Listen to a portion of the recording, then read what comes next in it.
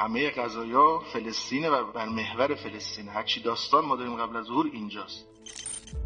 یک کتابی از آقای مهدی حمد فتلاوی، یک عالم عراقی مال آل فتله عراقه، کتابی داره به نام سقوط الاسرائیل من العلو و الافساد الی الزوال، ترجمه فارسی شده به نام سقوط اسرائیل. این کتاب رو ایشون سال 2001 نوشت. از شاگردان شهید صدر بوده. این بزرگوار سالها در عراق زندانی بوده. وقتی که این کتاب چاپ شده ساکن لبنان بوده. کتاب اعجاب انگیزیه، مثلا تو این ایام که آدم میخونه و تحلیلای ایشون اصلا آدم انگوش به دهن میمونه. میگه آقا اون اتفاقاتی که قبل ظهور رقم میخوره مرکزش فلسطینه، دعوا تو فلسطینه و این دعوا هی توسعه پیدا میکنه، یه زد و خوردی داره، این منجر میشه به ظهور امام زمان. همه هم اینجا جمع میشن، شرق و غرب جمع میشن، همه هم با هم درگیر میشن. البته ظاهرا ایرانی ها مستقیم درگیر نمیشن تا مرزهای ایران که تو روایت استخر، شهر استخر که سمت مرو دشته، گفتن نهایتا تا اونجا میرسه لشکر دشمن. ولی ماجرای فلسطین رو ایرانیا جمع میکنن و اینا پاشون به بیت المقدس میرسه، اونجا کمین میکنن و مخفیانه حضور دارن تا داستان فرج و ظهور بشه که امام زمان تشریف بیارن و نماز اول رو پشت حضرت بخونن. تو این کتاب داد میزنه، میگه ببین حاکمای عرب خائنن، دستشون با دشمن تو یک کاسه است. یه نفره که اینجا قضیه رو جمع میکنه، ایشون روایت برداشت میکنه، میگه انقلاب اسلامی و رهبر انقلاب اسلامی و سربازای این رهبر. روایت فراوان است. میفهمند یخرج قوم من المشرق یوطئون للمهدی سلطانه. این جماعتی از مشرق قیام میکنن. تو بعضی روایت دیگه داره رهبرشون رجل من قم، مردی از قم، که حضرت تو روایت دیگه فرمود اگر دیدی اینا قیام کردن ولو حبون، ولو شده سینه خیز از روی برف، برو خودتو به اینا ملحق کن، اینا تو هر میدونی برن، اینا پرچمو تحویل میدن. یوطئون للمهدی سلطانه، اینا زمین ساز حکومت مهدیه. بعد تو روایت میفرماید که این سپاه اینها حرکت میکنه حتی تنزل بیت المقدس تواطئ للمهدی سلطانه. اینا سپاهشون میره تا بیت المقدس، درگیری رو تا عمق بیت المقدس میبرن و اون درگیری که البته دامنه دار هم هست که الان عرض میکنم داستان سفیانی رو انشاءالله، این درگیری که تو وسط بیت المقدسه این زمین ساز ظهوره.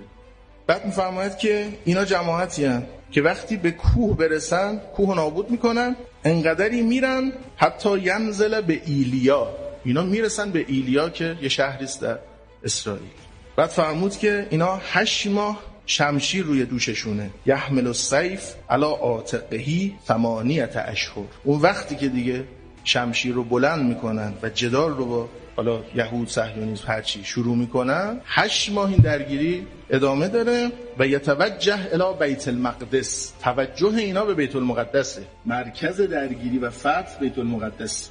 باز روایت دیگه ای داره که اینها میرن جلو، فلا یلقاهم احد الا هزموه، به هر کی هم برسن غالبش میشن و قلبوا علی ما فی ایدیهم، میزنن میرن جلو حتی تقرب رایاتهم بیت المقدس، پرچماشون میرسه نزدیک بیت المقدس.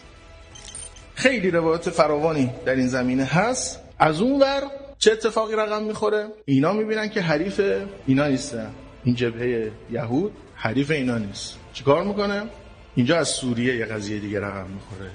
گفتن که یه حمله این رومی ها و این جبهه یهود به سوریه دارن، سوریه رو نابود میکنن. یه شخصیه به نام سفیانی که این صلیب به گردن داره، کراواتیه، تحصیل کرده غربه، رومی ها اینو علمش میکنن، از سمت اردن هم تو روایت داره. حالا شاید منظور اردن فعلی هم نباشه دیگه، حالا چون تقسیمات منطقی اون زمان روایت به هر حال متفاوت بوده با الان. بینا با تحلیل امروز اونم خیلی همخوانی داره، چون الان محور مقاومت سوریه است. هر چی سلاح به هر جا داره میرسه از سوریه است دیگه، لبنان، فلسطین، همه اینا سوریه است. تا سوریه سرپا باشه اینا باخت میدن.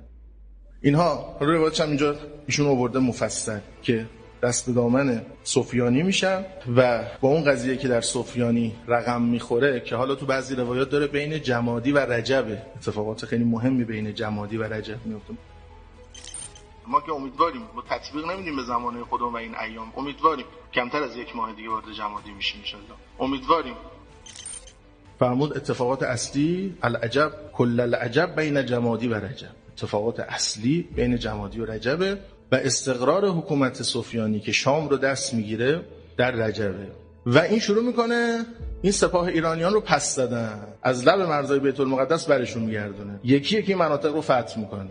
اول سوریه رو میگیره، میرسه عراق هم میگیره، تا لب مرز ایران میرسه، ولی با ایرانیان نمیتونه کاری بکنه. درگیری اصلی با اینکه شکل میگیره منجر میشه به ظهور و تو کشاکش درگیری سفیانی با ایرانی ها و نزدیک ایرانه که قضیه ظهور رقم میخوره. از اون طرف حکومت حجاز ضعیف شده، هی این حکامش پشت هم میمیرن، اختلافات داخلی، وضعیت بغرنج. یمنی ها میرن مکه رو فتح میکنن مقارن با ظهور امام زمان. و وقتی که مکه فتح میشه حضرت دوباره با این سپاه حرکت میکنن به سمت عراق، میان عراق رو هم فتح میکنن. تو عراق اونجوری که روایت گفته، اینا بحث مفصلی میطلبه، اوضاع عراق اونجوری که روایت میفهمه اوضاع بغرنجی میشه. در کوفه و نجف و اینها که دختران شیعه رو به کنیزی میبرند و مسائل این شکلی که انشالله ایشون اینا رخ نده انشاءالله. ولی اینا تصویری است که گفتن سفیانی وقتی میاد اتفاقات عجیبی رقم میزنه و وحشیانه قتل عام میکنه. این درگیری البته هست. اونورم پشت مرز بیت المقدس این سپاه هنوز اونجا درگیره، یه دامنه وسیعی این درگیری ادامه داره، از اون ور که پشت بیت المقدس تا این ور که لب مرزهای ایرانه. البته خود ایران تو روایت چیزی مبنی بر این که درگیری و جنگ و داخل و اینهاش نداری، ولی بیرون از مرزهای خودش این سربازا و این افسرا و این فرمانده‌ها ایرانی هستند و اینها به منطقه یهود نشین راه پیدا میکنن. فجاسو خلال الدیار، این آیه قرآن رو حضرت تطبیق دادن، فرمودن اینا خونه به خونه میرن، یهودی‌ها رو تو خونه هاشون میکشن بیرون، همون کاری که طوفان الاقصی اولش کرد. فرمانده ها اینا رو از زیر زمیناشون پیدا میکنن، پدر تک تک اینا رو در میارن. ولی منطقه وسیع این حوزه درگیری اینهاست، از شام اون طرف فلسطین بیت المقدس اینور عراق، تمام این منطقه هم درگیره. منطقه وسیع رو هم سفیانی تو چنگ میگیره، اردن رو، مصر رو، این کشورهایی که معروفه کشورهای شاماته، خود لبنان رو. حالا اینا به چه نحویه کامل حکومتشه، منطقه جغرافیایی اراضیشه، اینا رو دیگه ما نمیدونیم. این تصویرسازیه که تو روایت ما نسبت به این قضیه شده، خواستن ذهن ما رو آماده کنن، جهت فکرمون رو به اون طرف بدن. اون عبارت فوق‌العاده رهبر معظم انقلاب فرمود که فلسطین کلید رمزآلود فرج. این همه قضایا فلسطینه و بر محور فلسطینه، هر چی داستان ما داریم قبل از ظهور اینجاست. اونا هم البته کوتاه نمیان و کم نمیذارن، رومی‌ها میان به مشارکت اینها که میشن غربی‌ها، به حمایت از یهودی‌ها. اینورم شرقی‌ها میبینن که رومی‌ها میخوان منطقه رو درو کنن برای خودشون، از اونورم شرقی‌ها پا میشن میان، که حالا به امروزش میشن این چین و روسیه خودمون. همه اونجا جمع میشن توی این منطقه، مرکز درگیریه، هم دیگه رو میزنن. بعد یه اتفاقات خیلی مهمی میفته، یه بشارتایی دادن، فهمیدن یه قتل عام‌های اینا بین همدیگه دارن که اگه اونا نباشی شماها رو میکشن. ولی انقدی توی وقایعی که قضیه خسف بیداه، توی یکی از این حرکتایی که دارن زمین اینها رو فرو میخوره، چند ده هزار نفر اینها بلعیده میشن. یه درگیری دیگه دارن، چند صد هزار نفر اینا جنازه‌شون رو زمین میمونه که دیگه نمیتونن دفن بکنن، کرکس‌ها اینا رو میخورن. فهمید اینا لطف خداست برای اینکه نصرت به شماها بشه، وگرنه این اگه نباشه شماها رو میخورن، این حجم وسیع دشمن، شماها در امانی، قصتون نباشه. ولی این حوزه درگیریه، حواستون به این درگیریه باشه، حواستون به سفیانی باشه، حواستون به فلسطین باشه. این اون چیزیه که تو روایت ما ترسیم شد.